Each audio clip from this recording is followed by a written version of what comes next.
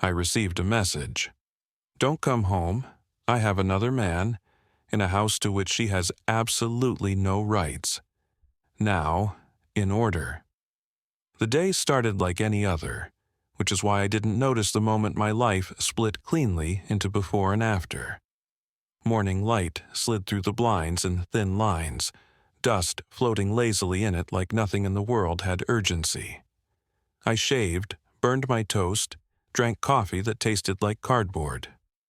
Routine is dangerous that way. It convinces you that stability is permanent. Emily kissed me on the cheek before I left. Not lovingly, not coldly either. Just a gesture that had been rehearsed so many times it no longer belonged to either of us. She smelled like her floral shampoo. I remember that detail because later it would haunt me in a way I didn't expect. Work blurred by, meetings, emails I barely read, a joke from a coworker I pretended to laugh at. My phone lay face up on the desk, screen dark, obedient. I had no premonition, no tightening in my chest, nothing cinematic. If betrayal announces itself in movies, in real life it waits until you're unprepared. The vibration startled me. I glanced down, expecting spam or a calendar reminder. Emily's name filled the screen. That alone wasn't strange, but the length of the message was. Too long for, "Can you grab milk?" Too deliberate. I opened it. "Don't come home. I have another man. Don't text me and don't try to get me back." For a moment, I thought I'd misread it. My brain stumbled as if it had tripped over an uneven floor. I read it again, slower. Then a third time, focusing on each word like a foreign language I was trying to translate. Another man. The sentence didn't explode. It didn't echo. There was no ringing in my ears, no dramatic gasp. What settled into me was colder than panic, heavier than sadness. Anger arrived quietly, like a calculation already in progress. I looked around my office, at the dull gray walls, at my reflection in the dark screen of my laptop. I felt detached, like I was observing a scene I'd been warned about but never believed would involve me. I typed back, "What do you mean, don't come home?"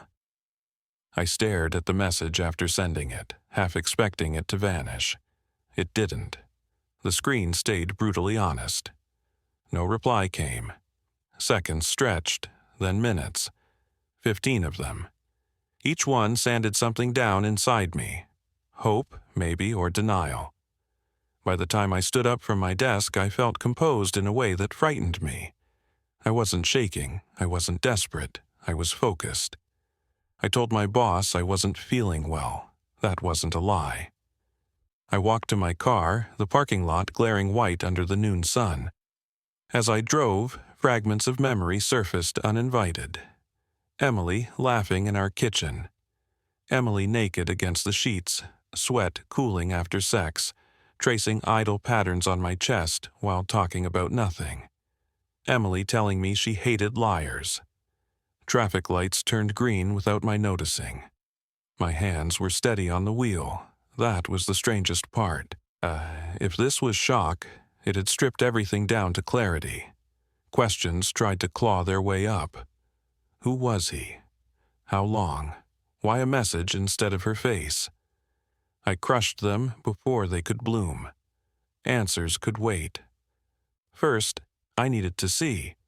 The building came into view sooner than it should have. I parked in my spot like muscle memory was driving for me. Each step toward the entrance felt deliberate, measured. I wasn't rushing. I wasn't hesitating.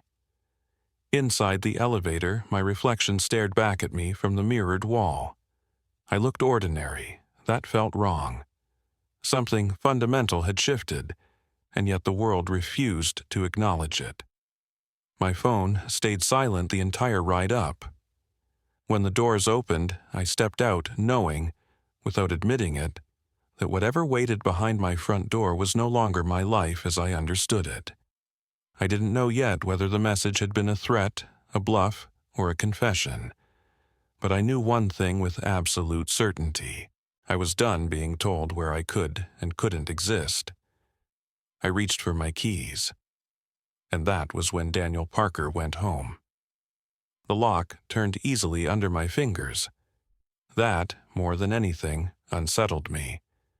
I had half expected resistance. Another man bolting the door from the inside, or Emily standing there to block my way, arms spread, daring me to cross some invisible line she'd drawn. Instead, the mechanism clicked like it always had, obedient and familiar. I stepped inside. Silence greeted me. Not the peaceful kind, not the quiet of a lazy Sunday afternoon, but a vacuum. The kind of silence that feels staged, deliberate. The air smelled the same as it always did. Detergent, faint coffee, Emily's shampoo lingering like a ghost that hadn't yet realized it was dead.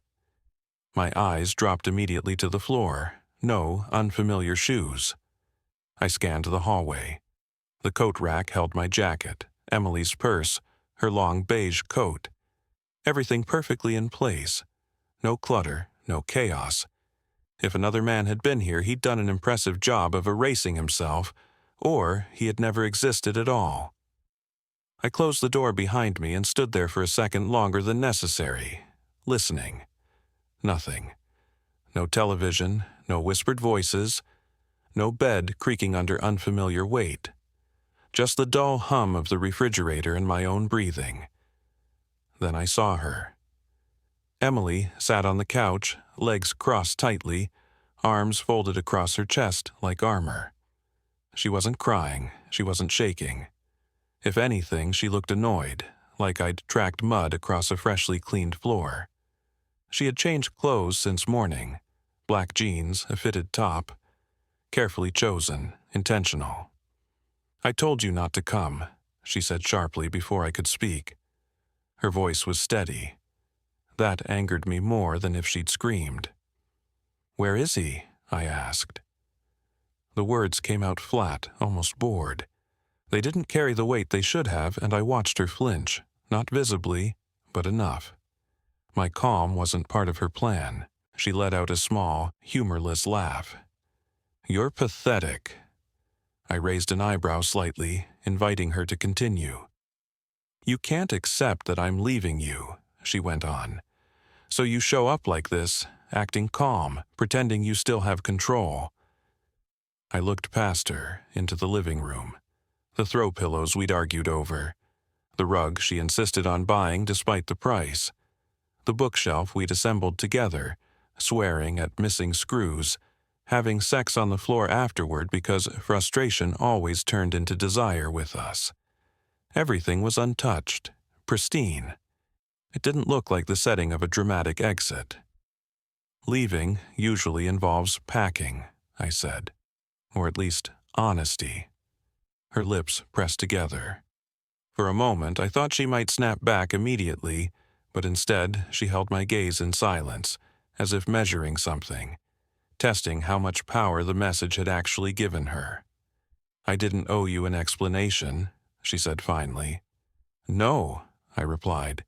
"You owed me the truth, especially if there's another man fucking my wife." That word, sex, implied and unmistakable, hung in the air between us. I didn't linger on it, I didn't want to imagine it.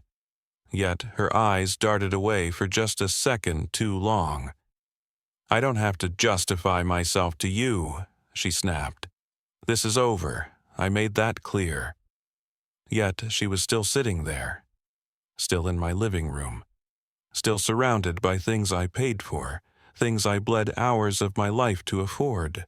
Still acting like the message alone had rewritten reality. "I came home," I said quietly, "because this is my home." She scoffed. "Not anymore." There it was, the first crack, not rage, not grief, but entitlement. The way she said it, like it was already settled, like some invisible authority had handed her the verdict. I took a step farther into the room, setting my keys on the table. The sound was sharp, final. She watched the movement closely, her shoulders tightening. "You really thought a message was enough?" I asked. That you could just tell me I'm done here? Her confidence wavered, just slightly, and I filed that away. I was learning her anew, like studying a stranger wearing my wife's face. I warned you, she said. You shouldn't have come.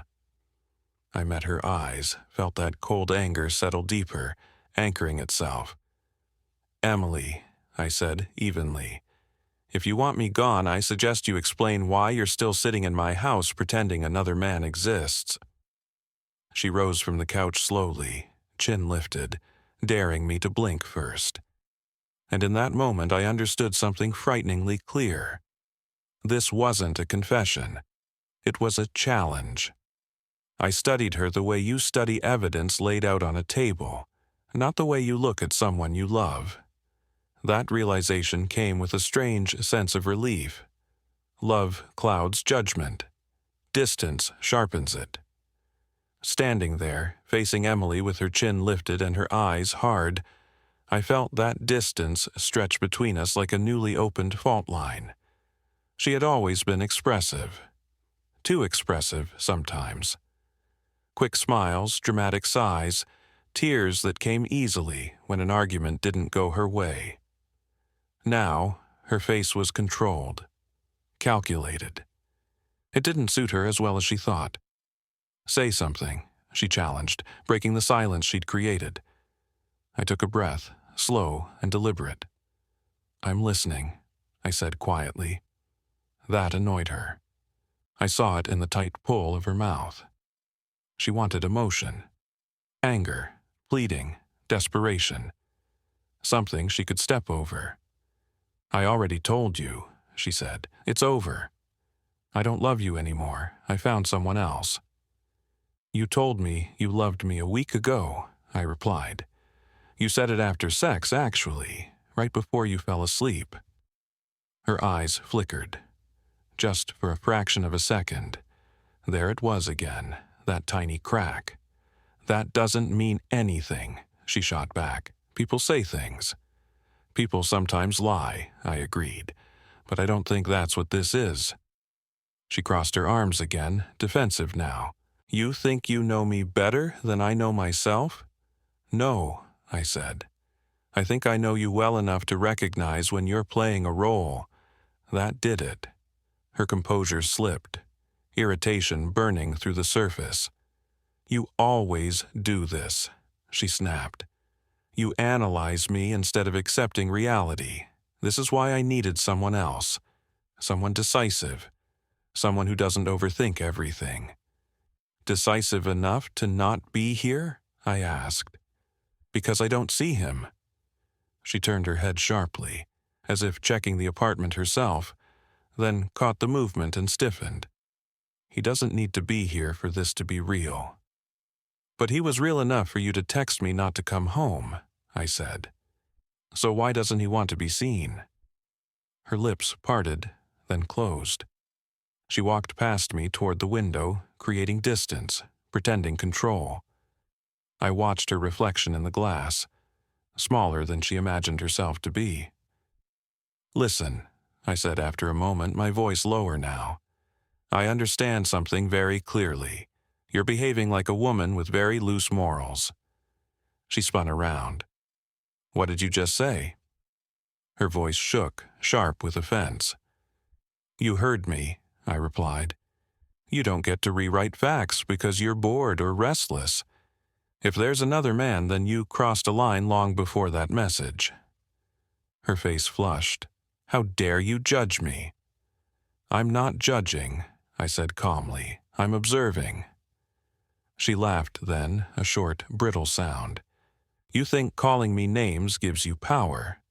No, I said. I think lying to your husband and then trying to kick him out does. That brought her closer, fast steps closing the space between us. I could smell her perfume now, see the tension in her jaw. But here's what I don't understand, I continued, not backing away. Why exactly can't I come into my own home? She stopped short, too close for comfort. Her eyes searched my face, trying to read something. Fear, maybe. Weakness. Instead, she smiled. It wasn't warm, it wasn't playful. It was a smile sharpened into a blade. "Because it's not yours anymore," she said. The words landed with intention. She was waiting for a reaction. Anger, disbelief, something loud. I nodded slowly. That seemed to confuse her. "You're wrong," she added quickly, policing the moment. "This house stopped being ours the second you stopped being what I needed." "I see," I said. "And who decided that?" "I did," she replied without hesitation. Confidence radiated from her now. Artificial, but convincing. Like she'd rehearsed this answer. Like she'd been waiting to say it out loud. I looked around the apartment again. Every detail told a story she hadn't thought through. My name on the utility bills. My tools in the closet. The framed photo of us she'd forgotten to take down. "You know," I said thoughtfully, "you're very sure of yourself for someone who hasn't packed a single bag." She scoffed. "I don't need to rush. I'm not the one being displaced." "And yet," I replied, "you're still here, arguing instead of leaving." Her eyes narrowed. "You're not good at losing, Daniel." I finally smiled. "This," I said quietly, "isn't losing." She hesitated, and in that hesitation I saw it clearly. Not love, not guilt, fear. Because somewhere beneath her confidence she had begun to realize something she hadn't anticipated. Crossing the line is easy. Standing on the other side of it is much harder. I let the silence stretch after her last remark, long enough for her confidence to start pacing inside its cage. People hate silence when they're bluffing. It forces thoughts to surface, forces them to wonder whether they've miscalculated. Emily shifted her weight, arms loosening slightly, then tightening again, as if she could physically hold her certainty in place. Finally, I nodded, slowly, deliberately. "Then let me clarify something for you," I said. She lifted her chin, bracing herself. That defensive posture again, the one she used whenever she thought she was winning. "You're the one packing your things," I continued, my voice even, almost gentle. "And you're the one going to your lover." She stared at me as if I'd spoken a language she didn't understand. "What?" she scoffed. "You think you can just decide that?" "Yes," I said simply. "I do." Her laugh came immediately, too quickly, too loud. "You're delusional." "Maybe," I replied, "but I'm also very calm. That should worry you." She pushed herself off the couch and stood fully now, shoulders back. Confidence reinforced by movement. "I've thought everything through," she said. "I'll take you to court if I have to. The house will be mine. You can keep whatever's left." There it was. The plan. Not love, not passion, strategy. "You're assuming a lot," I said. "I've already talked to a lawyer," she lied. Or maybe believed she had enough information for it to count as truth. "I've lived here for years. I'm your wife. The house becomes mine just as much as yours." I watched her carefully as she spoke, noting how she avoided using specifics. No dates, no names, no documents. Just intention and entitlement wrapped together. She wasn't stupid, but she was reckless. "Fine," I said. The single word made her pause. "File the lawsuit," I went on calmly. "Do it tomorrow. Do it tonight if you're feeling dramatic."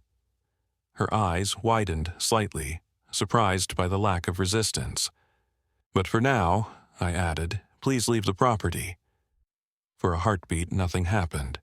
She just stared. Then outrage flooded in to replace confusion. "You don't get to order me around," she snapped. "This is my house too." "No," I said, "it isn't." Her mouth opened, closed again. She looked genuinely offended, like I'd denied her something she'd already claimed internally. "I live here," she insisted. "I sleep here, I fuck here. That makes it mine." The word hung between us, daring me to flinch. I didn't. Living somewhere doesn't make you the owner, I replied, and sex doesn't turn borrowed space into property. Her face reddened.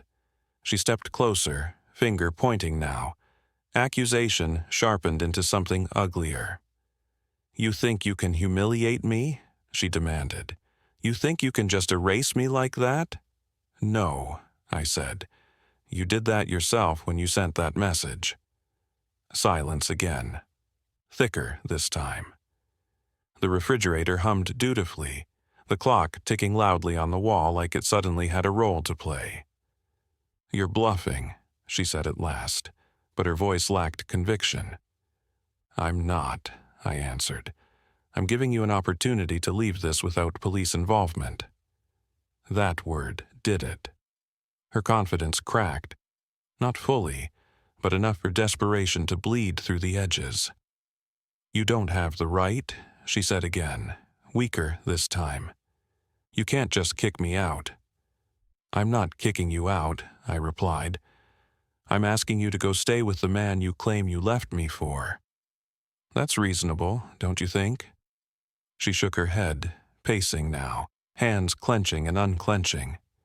You're trying to trap me. You trapped yourself, I said. All I did was stop playing along.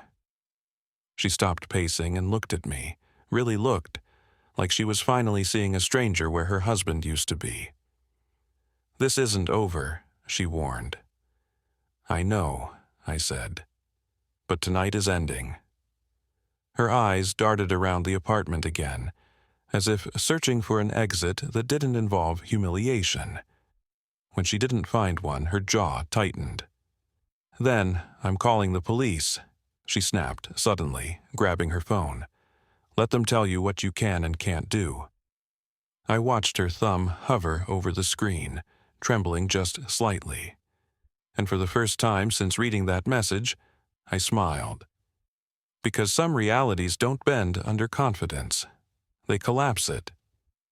Her thumb hovered above the screen like it was the last move in a chess game she hadn't fully understood. For a second, I thought she might back down, that some instinct for self-preservation would kick in. Instead, stubborn pride won. You don't have the right to kick me out, she snapped again, louder now, as if volume could compensate for facts.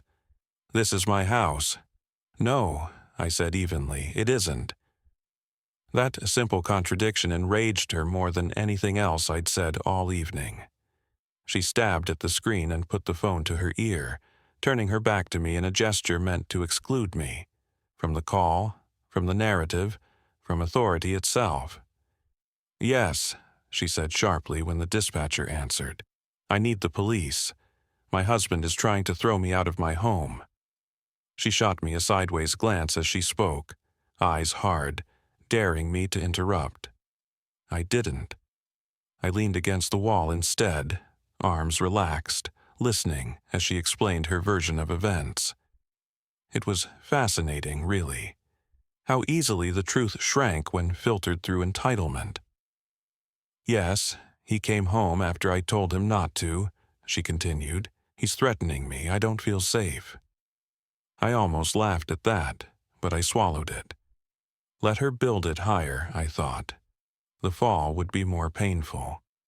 She paced as she talked, gesturing angrily at furniture, at walls, at me, as if the apartment itself were a witness ready to testify in her favor.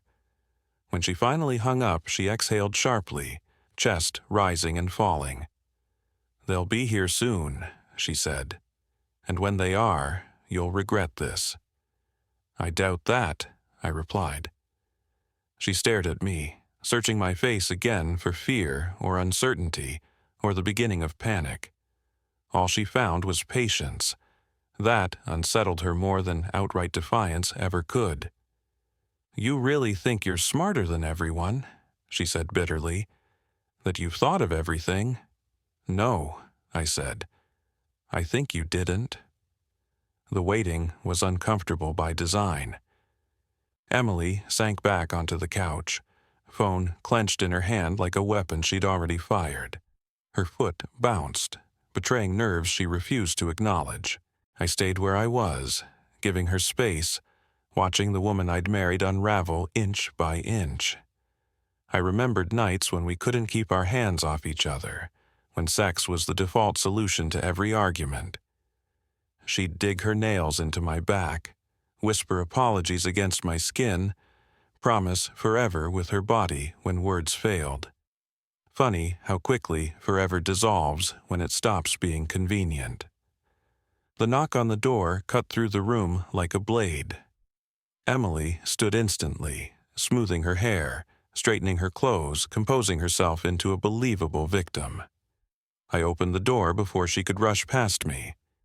2 officers stood there, one older, eyes tired but sharp, the other younger, observant, already scanning the interior over my shoulder.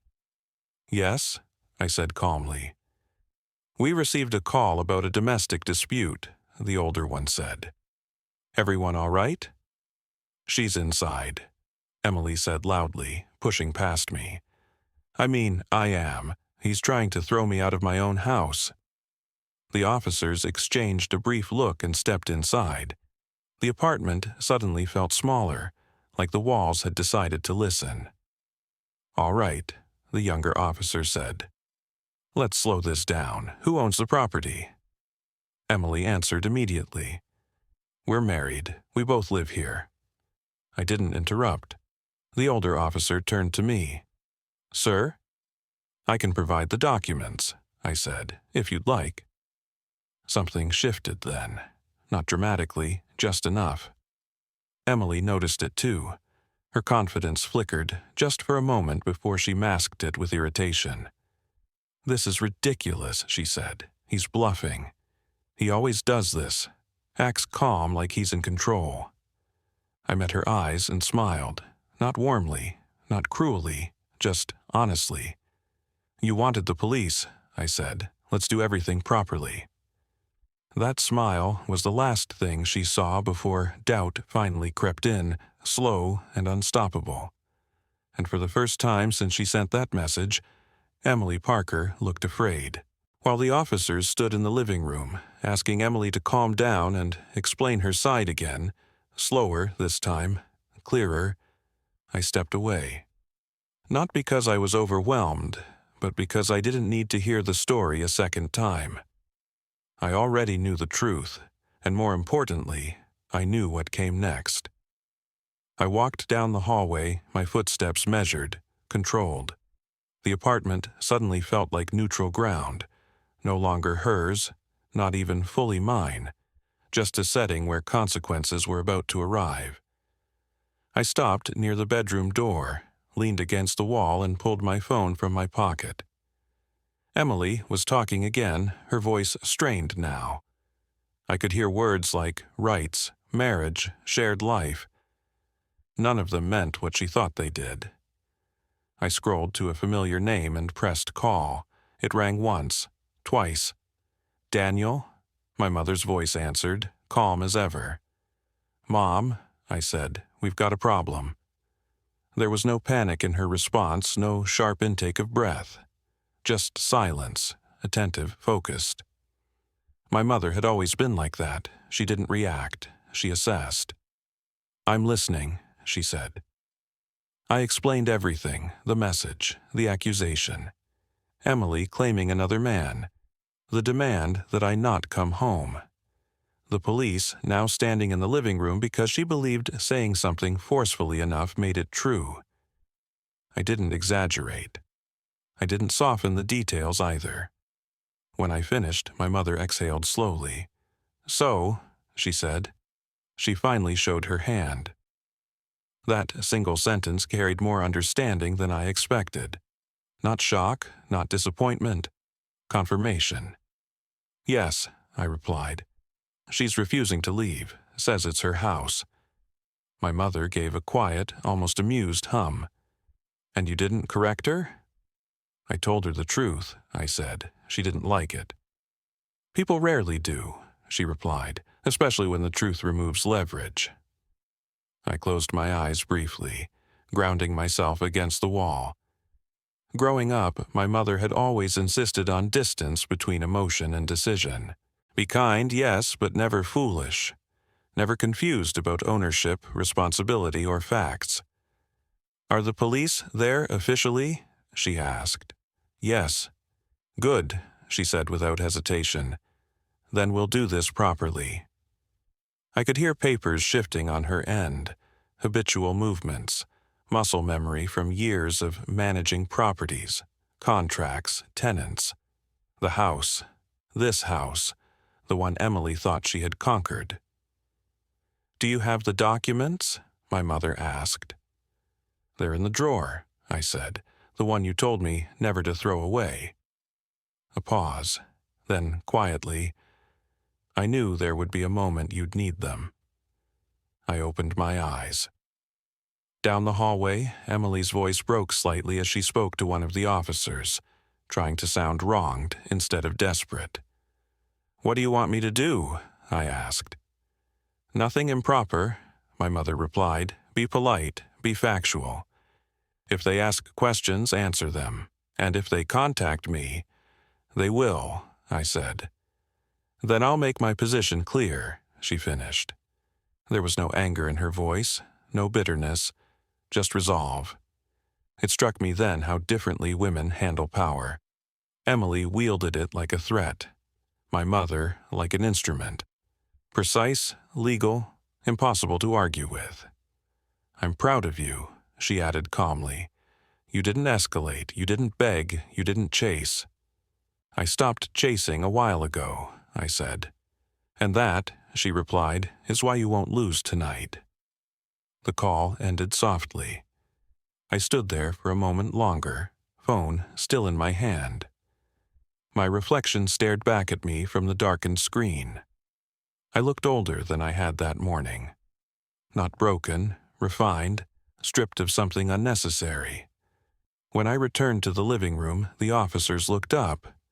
Emily did too, her eyes searching me for clues. Some sign that I'd panicked, that I'd called a lawyer in desperation, that I was scrambling. She found none of it.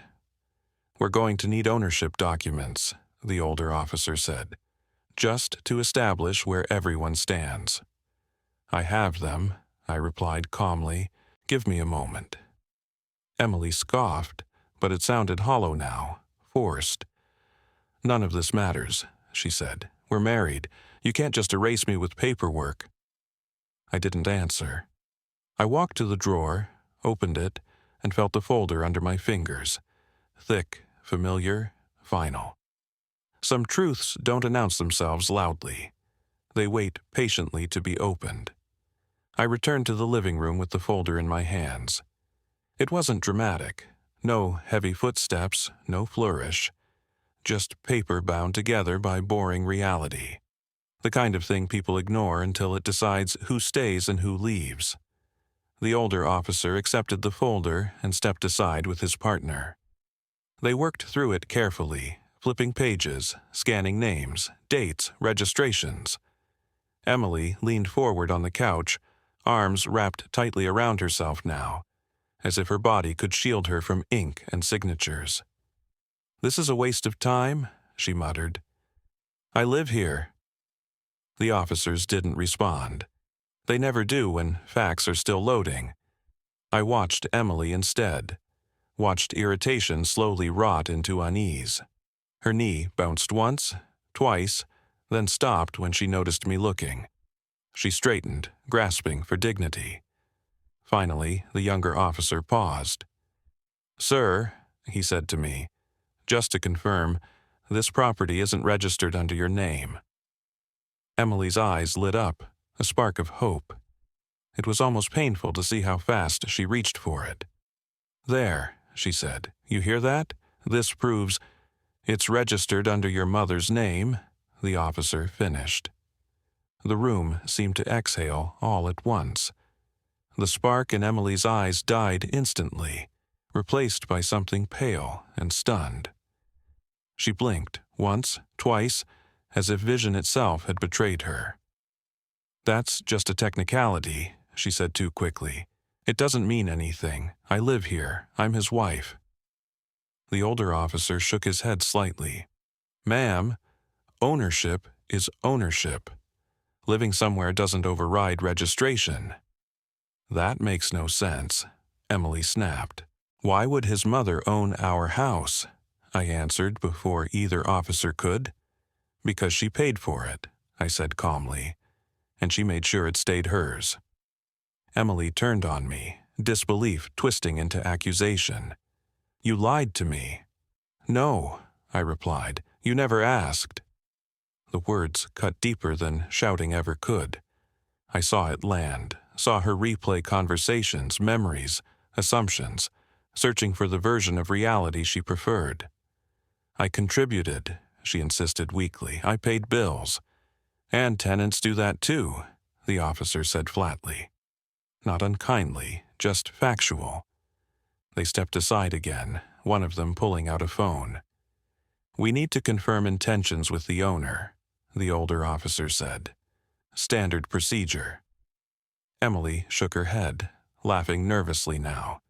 This is unbelievable. You're really going to let this happen?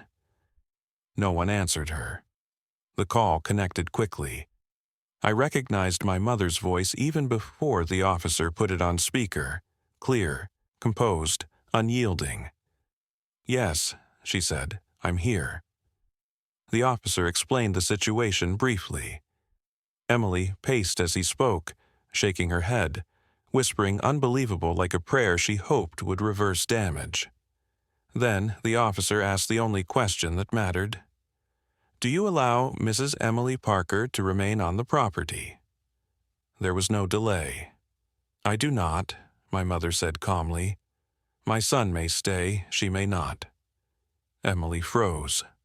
But I'm his wife, she said, voice cracking, louder than necessary. You can't just throw me out like this. My mother's voice remained steady through the phone. Marriage does not transfer ownership, and I will not house someone who threatens my son and claims other men in my property. That was it. No appeal, no negotiation, just a closed door spoken into existence. The officers exchanged one last look. Decision made. Ma'am, the older one said, turning to Emily, you'll need to gather your personal belongings. We'll give you time to pack essentials. Emily's face crumpled.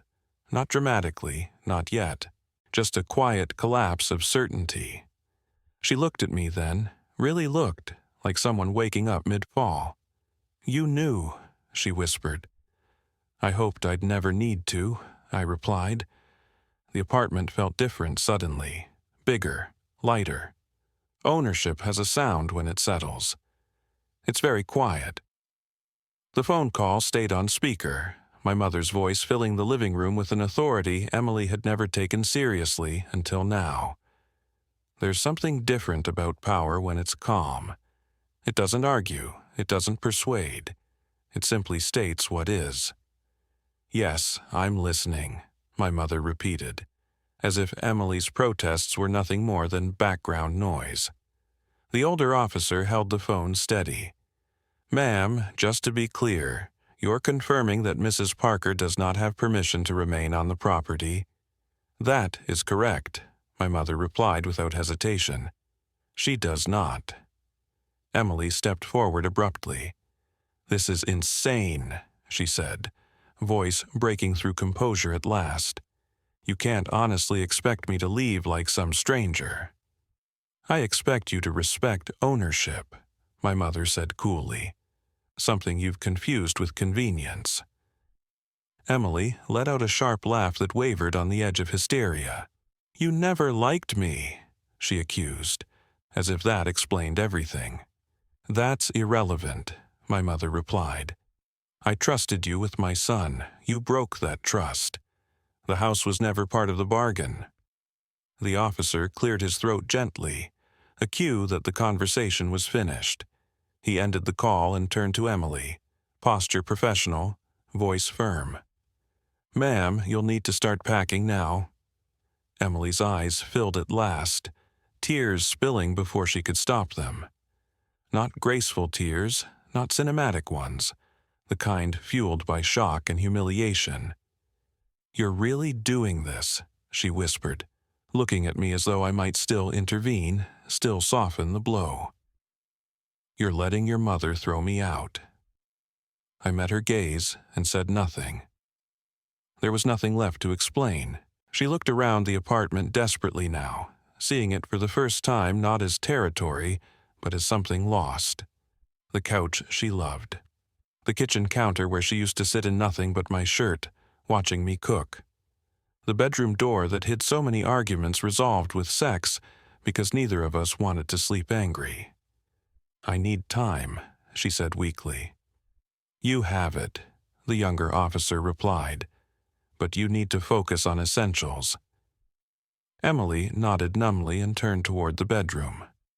Her movements were stiff, uncoordinated, like gravity had changed without warning. I stayed where I was, leaning against the arm of the chair, observing without satisfaction.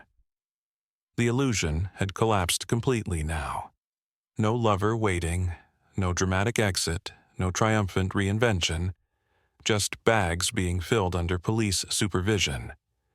As she packed, she tried one last angle. Lower voice, softer steps, gentle words. "This didn't have to be like this," she said quietly, avoiding eye contact as she folded clothes. "No," I replied from the doorway. "You made it like this when you thought I had no ground to stand on." Her hands paused. She swallowed. "I thought you'd beg," she admitted. "Or yell." "I did neither," I said. "And that terrified you." She didn't deny it. When she returned to the living room with her bags, her confidence was gone completely.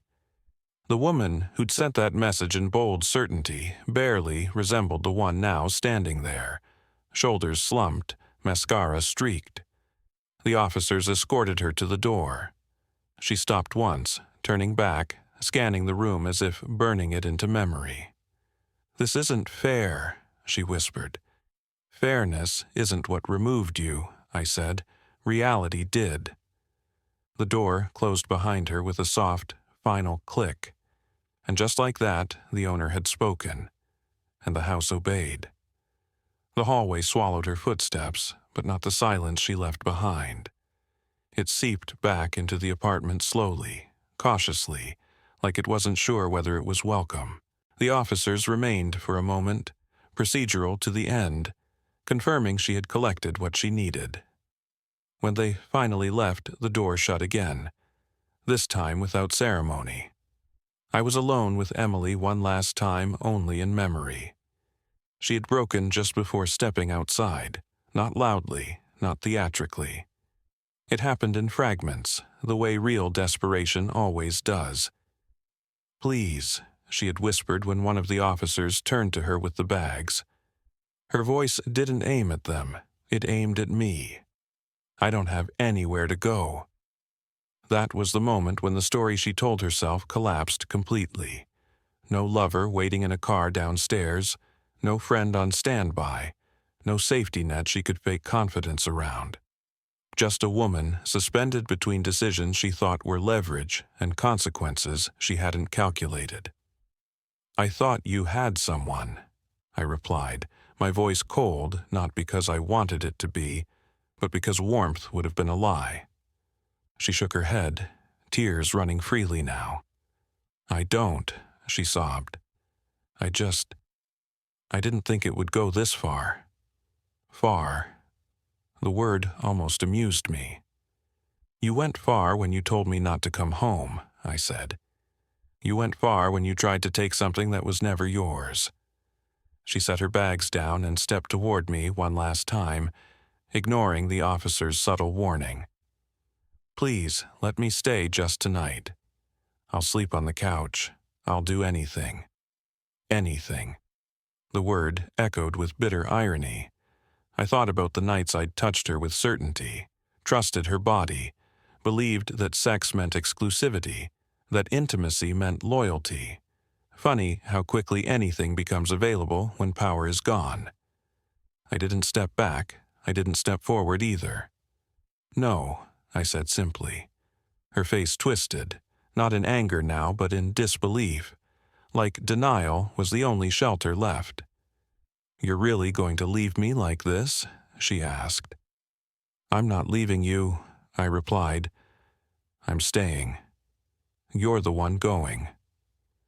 She collapsed onto the couch then, sobbing into her hands. The officers waited, professional, uncomfortable, but patient. I stood nearby, not touching her, not consoling her. That chapter was closed. As she finally stood again, wiping her face with the back of her hand, she looked at me through swollen eyes. "I thought you were weak," she said softly, "that I could scare you." I nodded once. "You mistook restraint for weakness."